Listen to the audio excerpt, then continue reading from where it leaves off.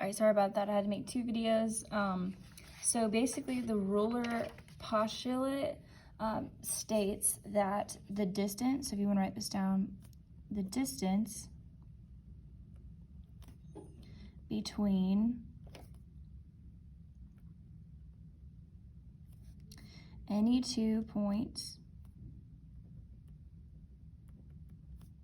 is represented by the absolute value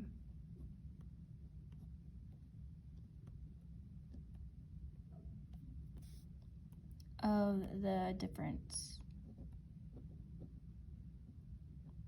between numbers. Okay, so this is the ruler postulate.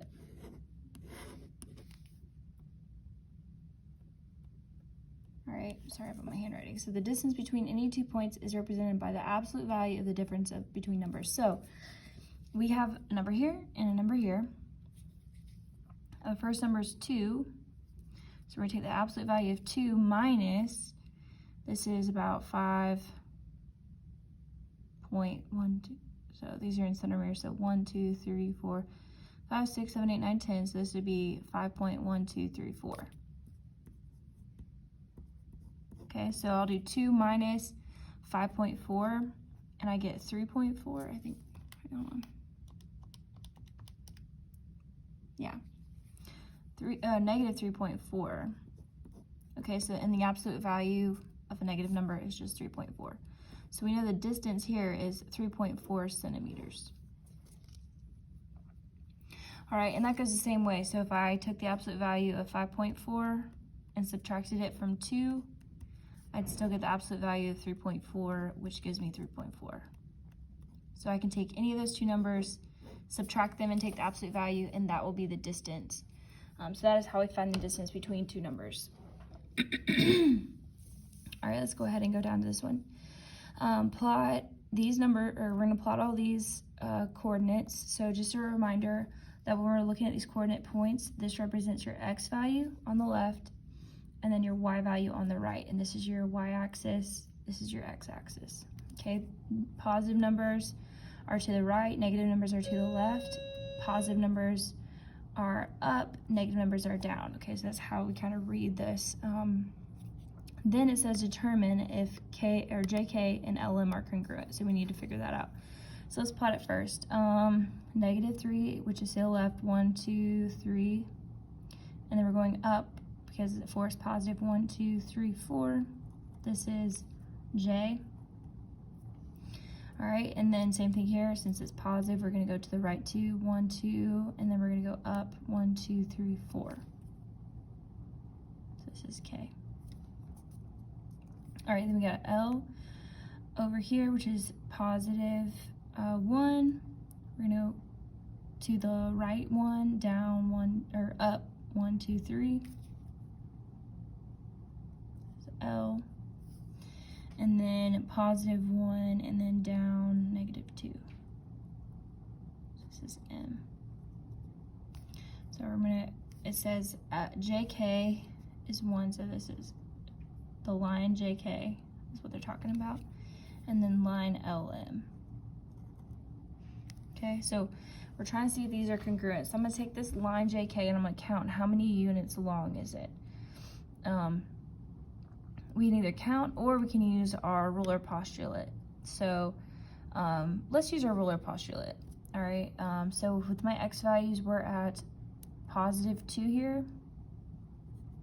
And I'm going to take the absolute value of 2 minus, let's see, this is a negative 1, 2, 3, negative 3. And so that is 2 plus, because we have negative and negative, this becomes positive. So this distance here is 5.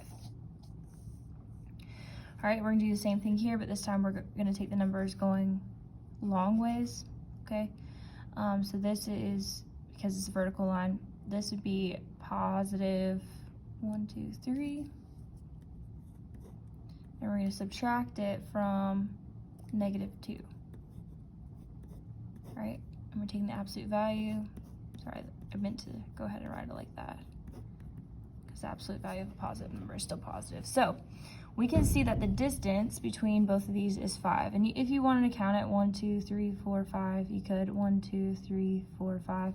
So they should be congruent. But since these distances are equal, they both are equal to 5. So since JK is congruent to 5 and LM is congruent to 5, then JK is congruent, and this is the little symbol we're going to use for congruent, to LM.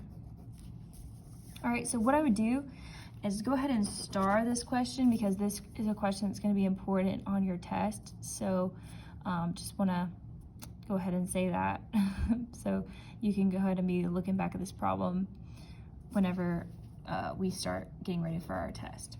Okay? All right, so moving on, we're going to talk about our segment addition postulate. We're going to use this so much in the next unit, or actually the whole chapter. So this is a very important postulate that we have going on. So when 3 points are collinear, you can say that 1 point is between the other 2. Okay, so for example, if we have B, all right, B is between A and C, we can say that this little segment right here, AB, plus this little segment right here, which is BC, is equal to this whole segment. Pretty easy, right? This distance and this distance are between these two, so adding them together will give you the whole one. That's all it's saying. So we can also flip it and it also be true. So if I know AB plus BC is equal to AC, then I can say, okay, I know B is between A and C. All right, so let's find DF.